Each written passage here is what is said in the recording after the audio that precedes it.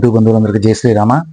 ఈ వీడియోలో కొంతమంది లుచ్చ పాస్టర్లు హిందూ గ్రంథాలని వక్రీకరించి దశమ భాగం వ్యాపారం కోసం విశ్వాసులను ఏమార్చి తద్వారా వీళ్ళ వ్యాపారాన్ని పెంచుకోవడం కోసం చేస్తున్నటువంటి ఈ హిందూ గ్రంథాల వక్రీకరణను ఈ లుచ్చ పాస్టర్లకు తగ్గ కౌంటర్ ఇవ్వటం ఈ వీడియో యొక్క ముఖ్య ఉద్దేశం. కాబట్టి హిందూ బంధువులారా, ఇటువంటి వీడియోస్ని ఇంకా చేయాలంటే ఈ సపోర్ట్ అందిస్తూ ఇటువంటి వీడియోస్ అందరికీ చేరే విధంగా షేర్ చేయండి, సబ్స్క్రైబ్ చేయండి. చూస్తున్న ప్రతి ఒక్కరూ కూడా సబ్స్క్రైబ్ చేసి కామెంట్ చేయండి. ఇప్పుడు ఈ వీడియోలో హిందూ గ్రంథాలను వక్రీకరించే లుచ్చా పాస్టర్ అయినటువంటి ఎక్స్ హిందూ యూట్యూబ్ ఛానల్ చేసిన వీడియోకి ఇది కౌంటర్ మాత్రమే. ఇది ఎవరిని కించపరిచే ఉద్దేశం కాదు. ఈ ఎక్స్ హిందూ ఛానల్లో నరకాసుడి వధ, నరకాసుడి సంహారం గురించి ఒక స్టోరీ చెప్పాడు. ఆ స్టోరీ ఈ విధంగా చెప్పాడు, ఏ రకంగా వక్రీకరించాడో విఘ్నులైనటువంటి క్రైస్తవులు కానీ హిందువులు కానీ ఒకసారి తెలుసుకోండి. అప్పుడు ఈ లుచ్చా పాస్టర్ని ఏం చేయాలి మీరు కామెంట్ రూపంలో తెలపండి. ఇప్పుడు నరకాసుర సంహారం స్టోరీని నేను వివరిస్తాను, వినండి.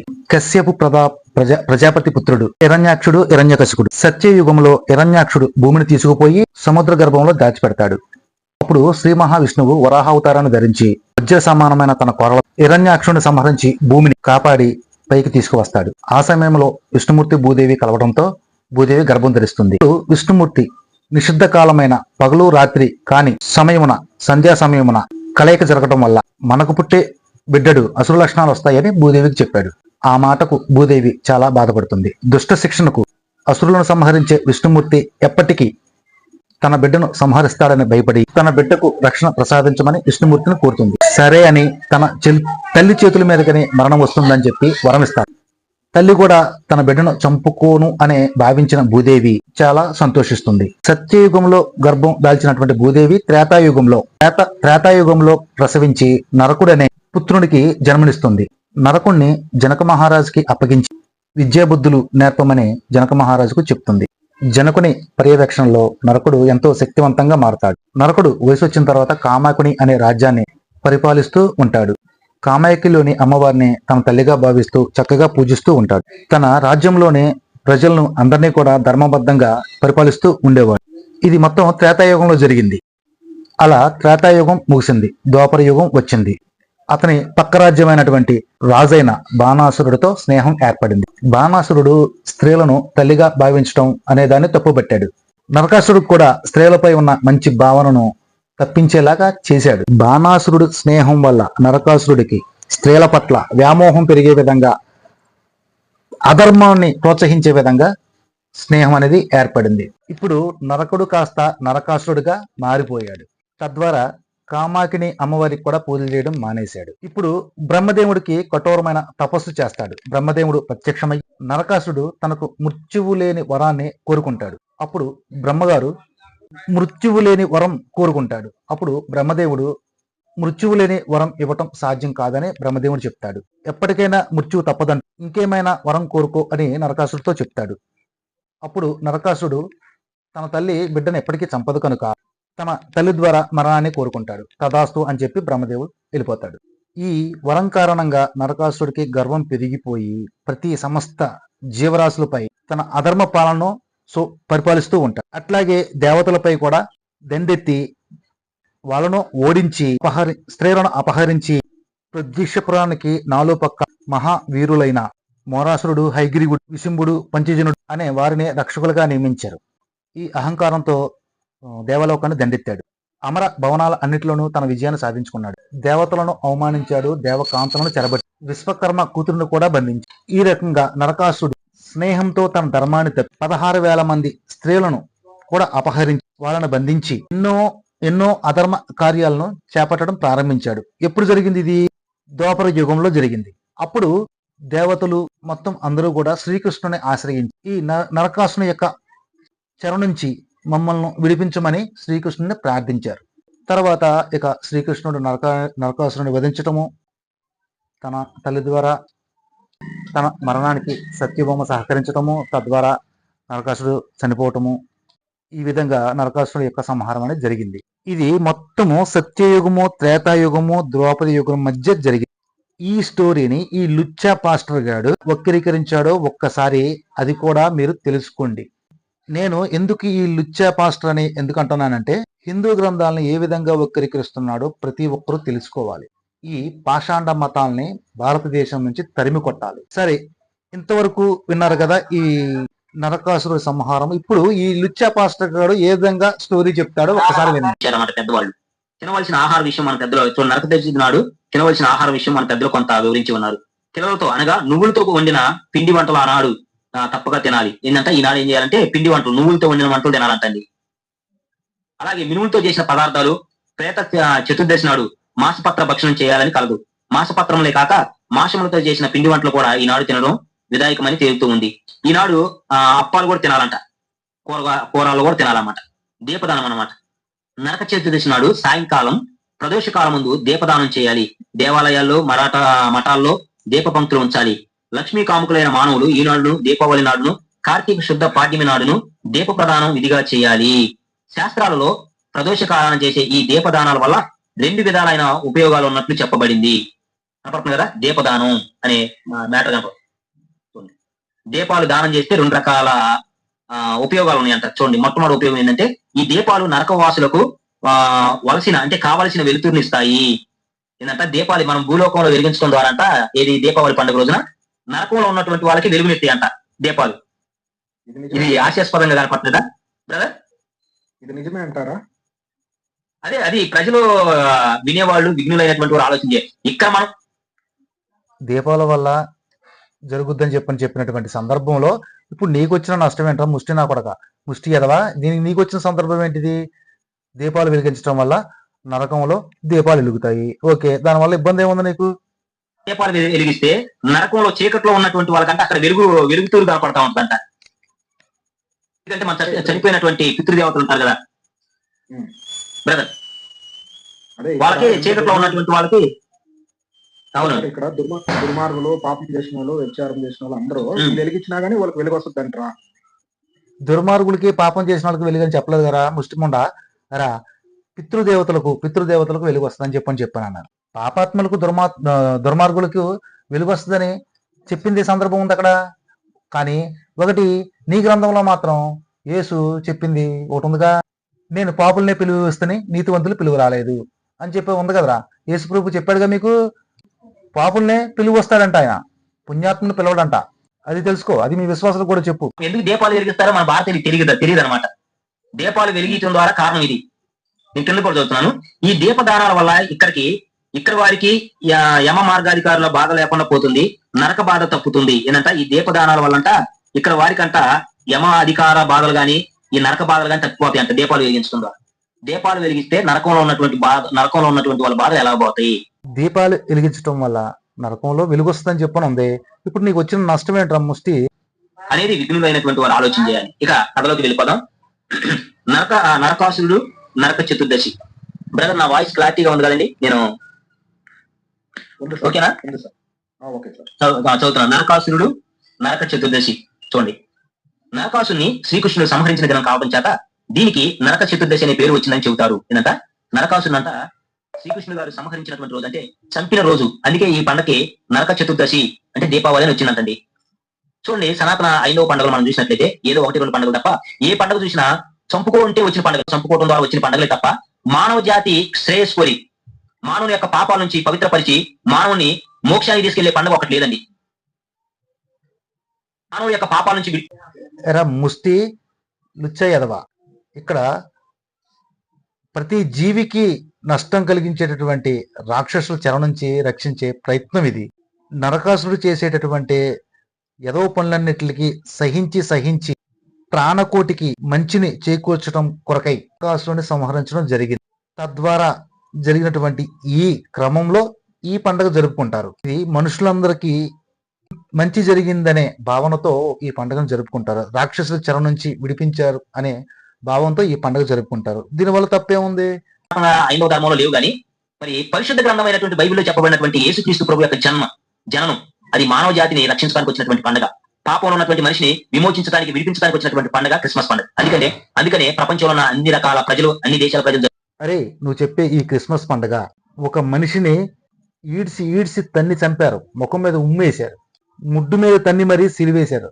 అతను దేవుడు ఎలాగ అనుకుంటున్నావు నువ్వు? మనిషి పాపాలను పోగొట్టడానికి ప్రాణ త్యాగం చేశాడు అంటే, ప్రాణ త్యాగం అంటే అసలు అది వేరే. తనకు తానుగా తన ప్రాణాన్ని త్యాగం చేయాలి. అంతేగాని ఎవరో వచ్చి పిచ్చకురుడు కొట్టి ముళ్ళు కిరీటం పెట్టి 3 మేకులు దింపిన తర్వాత 3 మేకులు దింపి ఈడ్చుకుని పోయి ఇవన్నీ చేస్తేనే మన పాపాలను రక్షించడానికి వచ్చాడని ఎలా అనుకుంటావు నువ్వు? ప్రాణత్యాగం చేయడానికి వచ్చినాడు. ఏ రోజు పంపించిన తర్వాత అటు ఇటు ఎందుకు పడిపోయాడు? ప్రాణాన్ని మన కోసం ఇవ్వటం అంటే, మన పాపాలను పోగొట్టడం కోసం అంటే, తనకు తానుగా రక్తాన్ని చిందించి తనే చనిపోవాలే తప్ప వేరే వాళ్ళు వచ్చి చంపడం, వేరే వ్యక్తులు, వేరే రాజులు వచ్చి చంపడం ఏంటి? ఇది నీకు అర్థం కావట్లేదా? ఎరా లుచ్చాగా, నీకు అర్థం కావట్లేదంటారా? విమోచించడానికి విడిపించడానికి వచ్చినటువంటి పండుగ క్రిస్మస్ పండుగ. అందుకనే ప్రపంచంలో ఉన్న అన్ని రకాల ప్రజలు, అన్ని దేశాల ప్రజలు జరుపుకుంటూ ఉంటారు. కానీ ఐదో పండుగలు మనం చూస్తే రాక్షసులు చంపడం, ఒకరినొకరు చెప్పించుకోవడం, ఆ చెప్పించుకున్న తర్వాత వేరే అవతారాలు ఎత్తడం, వీళ్ళే మళ్ళా కొత్తోళ్ళు కాదు, వీళ్ళే వేరే అవతారాలు ఎత్తి. అరే నీకు అర్థం కాదురా సన్నాసి, అది ధర్మ పాలన, ధర్మ సంరక్షణ, ధర్మాన్ని కాపాడడం కోసం మా పరమాత్ముడు చేసేటటువంటి క్రియ. ఆ ధర్మాన్ని కాపాడే వాళ్ళనే కాపాడతాడు తప్ప, ధర్మాన్ని అధర్మ మార్గంలో నడిపించినప్పుడు నీలాంటి వాళ్ళు ఇప్పుడు వచ్చారు కదా, ఈ కలియుగంలో మీలాంటి సన్నాసులు వచ్చారు కదా, అందుకోసమని మాలాంటి వాళ్ళు ఇప్పుడు బయటకు రావాల్సి వచ్చింది. అంటే ధర్మం అధర్మం అయినప్పుడు పరమాత్ముడు వస్తాడు. అప్పుడు పరమాత్ముడు చేయవలసినటువంటి కర్తవ్యాన్ని మాలాంటి వాళ్ళకి ఆయన చేయాల్సినటువంటి పనులు ఆయన చేస్తూ ఈ హిందూ ధర్మాన్ని కాపాడుతూ ఉంటాము. కాబట్టి ఆయన అన్ని రూపాలు ఎత్తి ఈ ధర్మాన్ని కాపాడటం కోసం అన్ని రూపాలు ఎత్తవలసి వచ్చింది. ఇప్పుడు కూడా నీలాంటి వాళ్ళ కోసమే, మా లాంటి వాళ్ళని ముందుకు నడిపిస్తున్నాడు. మనుషుల కోసం జరిగింది ఒకటి ఉండదు. నేను చదువుతున్నాను చూడండి, పేజీ నెంబర్ 352 పేజీ అనుకుంటున్నా. హిమాలయ పర్వతంలోని జ్యోతిష్పుర దుర్గంలో రాక్షస రాజు నరకాసురుడు ఉండేవాడు. అతడు భూమిపుత్రుడు. అంటే ఈ నరకాసురుడు అనే అతను ఎవరు కొడుకయ్యా అంటే భూదేవి గారు కొడుకండి. ఇక్కడ మనకు ఒక ఆశాస్పదమైనటువంటి విషయం ఏంటంటే, ఇప్పుడు నరకాసురుడు భూదేవి కొడుకు అవడం ఏంటి? భూదేవి గారు దేవత కదా, భూదేవి గారి దేవత. మరి వరాహ స్వామి ఆయన కూడా విష్ణుమూర్తి అవతారం, అంటే వరాహుడు అనమాట. ఆయన కూడా దేవుడు. ఈ దేవతకి ఆ దేవుడికి రాక్షసుడు పుట్టడం ఏంటండి? మామూలు సాధారణమైన కొడుకు పుడతారు కదా, అలాంటి రాక్షసుడు ఎట్లా పుట్టాడు అనేది విఘ్నులైనటువంటి వారు ఆలోచించారు. సరే ముష్టి కదవా, రాక్షసులు ఎలా పుట్టారని చెప్పి ఆల్రెడీ విష్ణుమూర్తి, నేను ఆల్రెడీ చెప్పిన స్టోరీలోనే విష్ణుమూర్తి చెప్పేశాడ్రా. కాలం కాని కాలం సమయంలో కలిసినప్పుడు పుడతారని కూడా చెప్పాడ్రా. అలా జరిగింది అది. అతను దేవతలను గాలించేవాడు, అంటే దేవతలను ఇబ్బంది పెట్టేవాడు అన్నమాట. ఇంద్రుడి సింహాసనాలు లాక్కున్నారంటే ఇంద్రుడిని తల్లి సింహాసనాన్ని ప్రతిష్ఠించాడు అన్నమాట. అదితివి దేవతల మాతవి కర్ణకుండలాలు లాక్కున్నారంటే అదితి కర్ణకుండలాలు కూడా లాక్కున్నాడు. స్త్రీలను చేపట్టాడు, అందరినీ అవమానించేవాడు. ఎవరు? వరాహ స్వామికి భూదేవి పుట్టినటువంటి కొడుకు అయినటువంటి నరకాసుడు. ఇక్కడ మనకి ఇంతమంది ఆడవాళ్ళని చేపడతా ఉంటే, దేవతల మీద యుద్ధాలు చేస్తా ఉంటే, దేవతలను చంపుతూ ఉంటే, దేవతలను తంతా ఉంటే, మరి ఈ శ్రీకృష్ణుడు గారు, విష్ణుమూర్తి గారు అయినటువంటి శ్రీకృష్ణుడు గారు దుష్ట శిక్ష రక్షణ చేస్తానన్నారు కదా. అవును కదా, చేస్తానన్నారు కదా. ముండా చేస్తానన్నాడు రా ముండా. అన్యాయం జరిగినప్పుడు, ప్రజలకి ఏదైనా అన్యాయం జరిగినప్పుడు అవతారం ఎత్తి శ్రీకృష్ణుడు గారి అవతారం దాకా కాకుండా అంతకుముందు చాలా అవతారాలు ఉన్నాయి కదా, మరి అవతారాలు ఎందుకు చంపలేకపోయాడు నరకాసురుని? భూదేవి గారి అది ముండా. ఇప్పుడు హిందూ బంధువులరా, ఒకసారి అర్థం చేసుకోండి. ముష్టి నా కొడుకు ముష్టి ఎదవా చెప్పే సందర్భాన్ని మీరు అర్థం చేసుకోండి. సత్యయుగంలో జరిగింది, త్రేతాయుగంలో జరిగింది, ద్వాపర యుగంలో ఈ నరకాసుడు ధర్మాన్ని తప్పాడు. అక్కడ జరిగింది ఇది. ఇటు చూడు ఏం చెప్తున్నాడు ఈ ముష్టి మొండాకుడు, ఏం చెప్తున్నాడో చూడండి ఒకసారి. అంటే హిందూ ధర్మాన్ని, హిందూ గ్రంథాలను ఈ రకంగా వక్రీకరిస్తున్నాడు అనమాట ఈ ఎదవ. భూదేవి గారికి విష్ణుమూర్తి అవతారమైనటువంటి వరాహ స్వామికి నరకాసురుడు పుట్టి కొన్ని లక్షల సంవత్సరాలు అవుతుంది. మరి అన్ని లక్షల సంవత్సరాల్లో దేవతలను తల్లిదండ్రులు గానీ, ఆడవాళ్ళని చెరపడుతున్నా గానీ, శ్రీకృష్ణుడు గారు అంటే విష్ణుమూర్తి గారు మౌనం ఎందుకు వహించాడు అనేది విఘ్నుడైనటువంటి. అంతకు ముందు లేదురా. అరే ముష్టి నాకొక్క, అరే ముష్టి ఎదవా, అంతకు ముందు లేదు. ఆలోచించాలి ఈ విషయం. ఇంద్రుడు శ్రీకృష్ణుడు కొడుకైతే ఆడవాళ్ళు ఏం చేస్తున్నాడు కదయ్యా, దేవతలు తల్లిదండ్రులు చేస్తున్నాడు కదా. నువ్వు చెప్పకూడదు. అప్పుడు ఏం చెప్పాలి? గీతలో ఏం చెప్పాలంటే, నేను నా కొడుకుని నా వారసులు తప్ప మిగతా వాళ్ళు ఎవరైనా తప్పు చేస్తే వాళ్ళు మాత్రమే శిక్షిస్తానని చెప్పాలి. దుష్ట శిక్షణ అనేది పచ్చి. అది నువ్వు ముష్టి ముండా కొడువు కాబట్టి నువ్వు అలాగా నువ్వు హిందూ గ్రంథాలను ఈ రకంగా వక్రీకరిస్తున్నావు సన్నాసి కదా. ఇక్కడ జరిగింది సత్యయుగంలోను త్రేతాయుగంలోను ధర్మాన్ని పాటించినటువంటి వ్యక్తి ద్వాపర యుగంలోకి వచ్చేసరికి ధర్మాన్ని తప్పాడు కాబట్టి శ్రీకృష్ణ పరమాత్ముడు తను చేయాల్సినటువంటి కర్తవ్యాన్ని నిర్వర్తించాడు. ఆ భగవంతుడు నిర్వర్తించాడు. ఇది నువ్వు చెప్పడానికి నీ ముష్టి గ్రంథాన్ని పట్టుకొని నువ్వు చేసేటటువంటి ఈ లుచ్చా మాటలు మాట్లాడి ఈ హిందూ గ్రంథాలను వక్రీకరించే విధానం పట్ల మాలాంటి వాళ్ళు ఎదురు తిరగవలసి వస్తుంది. కాబట్టి నువ్వు అర్థం చేసుకోరా ముష్టి ఎదవా. పోండి. అబద్ధం అన్నమాట, అదంతా కూడా కల్పితం. అయితే ఇక్కడ మనం చూసినట్లయితే కొన్ని లక్షల సంవత్సరాల క్రితం ఉన్నటువంటి నరకాసురుని ఏం చేయలేదు. మనం ఇక్కడ ఒక్కొక్కటి చదువుకుంటాం, దాన్ని విశ్లేషణ చేసుకుంటాం. దాన్ని ఈ విషయం ఇంద్రుడు శ్రీకృష్ణుడితో చెప్పుకున్నాడు అనమాట. ఎందుకంటే ఇంద్రుడు గారిని తల్లి తరిమేశారు కదా, వెళ్ళి శ్రీకృష్ణుడు గారితో చెప్పుకున్నాడు. ఇప్పుడు వాస్తవానికి విఘ్నులైనటువంటి వారు చాలా జాగ్రత్తగా ఆలోచించారు. వరాహ స్వామి అవతారం తర్వాత నరసింహ అవతారం, వామన అవతారం, పరశురామ అవతారం, శ్రీరామ అవతారం, బలరామ అవతారం, ఆ తర్వాత శ్రీకృష్ణ అవతారం వచ్చినారు. అంటే ఇన్ని అవతారాలు కూడా నరకాసురుడు బతికే ఉన్నారు. ఇన్ని అవతారాల్లో కూడా నరకాసురుడు ధర్మ పాలన చేశాడు. తర్వాత ద్వాపర యుగం వచ్చేసరికి ధర్మాన్ని తప్పాడు. అది అర్థం చేసుకోరా ముష్టి ముండాకోర్. అంటే కొన్ని లక్షల సంవత్సరాల క్రితం నుంచి నరకాసురుడు బతికే ఉన్నారు. ఇన్ని లక్షల సంవత్సరాల క్రితం నుంచి మొత్తం తల్లి తల్లి పట్టించుకోలేదు విష్ణుమూర్తి అయినప్పుడు శ్రీకృష్ణుడు గారు. ఆడవాళ్ళని చెరపడుతున్న ఆడవాళ్ళ మానవాళ్ళని చేతన పట్టించుకోలేదు. ఎవరు తన కొడుకు అంటే కొడుకుని ఆశ్రయించారంటారా? ఇక్కడ ధర్మంపై శ్రీకృష్ణ పరమాత్ముడు ముందే చెప్పాడు. తన మన భేదం లేకుండా ధర్మాన్ని కాపాడాలి అని మాకు శ్రీకృష్ణ పరమాత్ముడు ముందే చెప్పాడు. నువ్వేంటో చెప్పేది ముష్టి ముండాకోర్. చెప్పారంటారా? ఇన్ని లక్షల సంవత్సరాలు దుష్ట శిక్షణ శిష్ట రక్షణ చేసేటప్పుడు చెప్పేయాలి కదా, మరి ఎందుకు చెప్పలేదు? అంటే ఇక్కడ మనకి స్పష్టంగా అర్థమవుతుంది. ఈ కట్టుకాలతలో కల్పిత గ్రంథాలు ఇవన్నీ కూడా నిజాలు కావు. ఇన్ని లక్షల సంవత్సరాలు ఒక వ్యక్తి బతుకుంటాడా? దయచేసి మీరు ఆలోచన చేయండి. చూడండి, నేను కంటిన్యూ చేస్తున్నాను. గరుడు వాహనం మీద సత్యభామ సహితుడు శ్రీకృష్ణుడు ప్రత్యోతిష్పురం మీదకి దండెత్తి వెళ్ళాడు. 5 తలల మొరాసుడు ఆ దుర్గాన్ని పరిరక్షిస్తున్నాడు. అంటే మొరాసుడు అనే ఒక రాక్షసుడు నరకాసుడి దగ్గర ఉన్నటువంటి వ్యక్తి ఆ దుర్గాన్ని అంటే ఆ దేశాన్ని ఆ ప్రాంతాన్ని. హిందూ బంధువులారా, చూశారు కదా, విన్నారు కదా ఈ ఆడియోని. ఈ ముష్టి ముండాకోర్, ఈ లుచ్చా పాస్టర్ గాడు. కాబట్టి ఈ వక్రీకరణ కూడా మీకు అర్థమైంది కదా.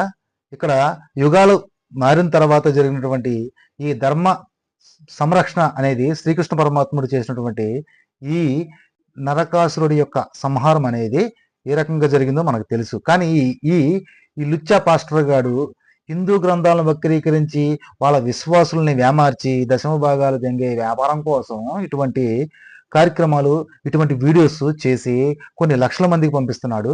కాబట్టి ఇటువంటి వీడియోస్ని ఎండగట్టే ప్రయత్నంలో మాలాంటి వాళ్ళు ప్రయత్నం చేస్తున్నారు. కాబట్టి మీరు ఇటువంటి వీడియోస్ని చూసి సబ్స్క్రైబ్ చేసి షేర్ చేయండి. మన హిందూ ధర్మాన్ని కాపాడుకోవటం మన బాధ్యత. ఆ ప్రయత్నంలోనే మేము ఇటువంటి వీడియోస్ చేయడానికి చాలా కష్టపడాల్సి వస్తుంది. కాబట్టి మీరు ఈ వీడియోస్ని షేర్ చేయండి, సబ్స్క్రైబ్ చేయండి. అందరికీ అందే విధంగా, మన హిందువులు చూసే విధంగా, అట్లాగే వీళ్ళ క్రైస్తవులు కూడా చూసే విధంగా షేర్ చేయండి. జై శ్రీరామ్, భారత్ మాతాకి జై.